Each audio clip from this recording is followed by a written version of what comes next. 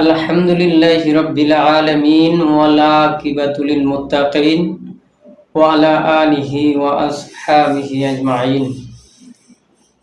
সম্মানিত ভাইরা আমার, যে মাগুরা আসিয়া ধর্ষণ হলো, আজকে দেশের মানুষ জানতে চায় যে আসিয়া ধর্ষণ হলো, ধর্ষণ হওয়ার সময় তিনজন যুবক যখন ধর্ষণ করলো, তখন তার বড় বোন কোথায় ছিল? এই বিষয়টা মানুষের কাছে তোলপাড়, মানুষ এই বিষয়টা নিয়ে জানতে চায়।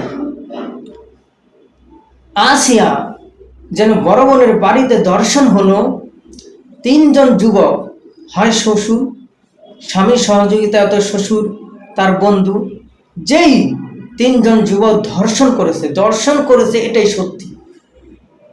কিন্তু ধর্ষণ যেহেতু করলো, বড় বোনের বাড়িতে ধর্ষণ হলো, কিন্তু বড় বোন কোথায় ছিল? তিনি কি বাধা দেয়নি? তিনি কি আটকে দেয়নি? তিনি তাকে বাধা দেওয়ার চেষ্টা করেনি? আমার ভাইকে কেউ মারবে, আমি দাঁড়িয়ে দাঁড়িয়ে তাকিয়ে তাকিয়ে দেখব? না, এটা হতে পারে না। আমি সমস্ত শক্তি দিয়ে, সমস্ত শক্তিকে উজাড় করে আমার ভাইকে আমি ছাড়িয়ে নিয়ে আসবো, যেন আমার ভাইয়ের গায়ে একটি আঘাত করতে না পারে। ঠিক তেমনি যখনই আসিয়া, যে মাগুরা আসিয়া ধর্ষণ হলো বড় বোনের বাড়িতে, বড় বোন কি এগিয়ে যায়নি? বড় বোন কি ধরেনি? বড় বোন কি তাকে ছাড়িয়ে নিতে যায়নি?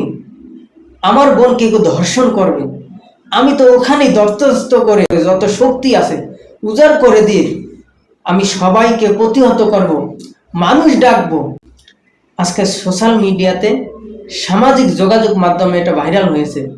বোন কি আইনের কাছে ফেসে যাচ্ছে?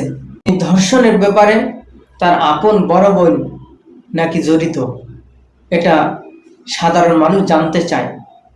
আজকে সোশ্যাল মিডিয়াতে, সামাজিক যোগাযোগ মাধ্যমে এটা ভাইরাল হয়ে গেছে। আজকে আইনের কাছে আসিয়ার বোন ফেসে যাচ্ছে নাকি সত্যি? আইনের কাছে আসিয়ার বোন ফেসে যাচ্ছে।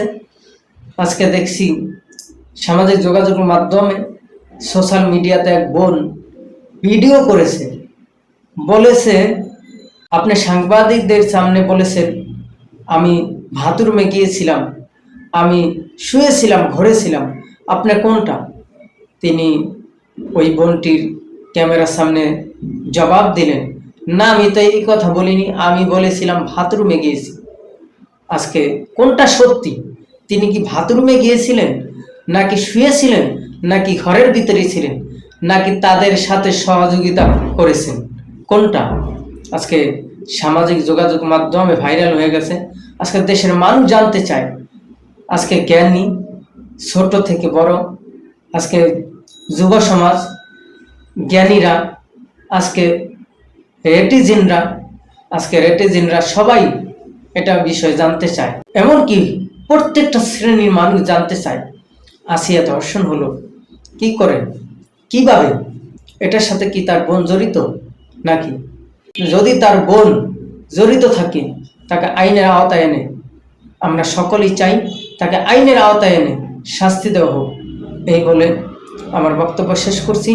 ওয়াখির দাওয়ানা আনিল হামদুলিল্লাহি রাব্বিল আলামিন। আসসালামু আলাইকুম ওয়া রাহমাতুল্লাহি ওয়া বারাকাতুহু।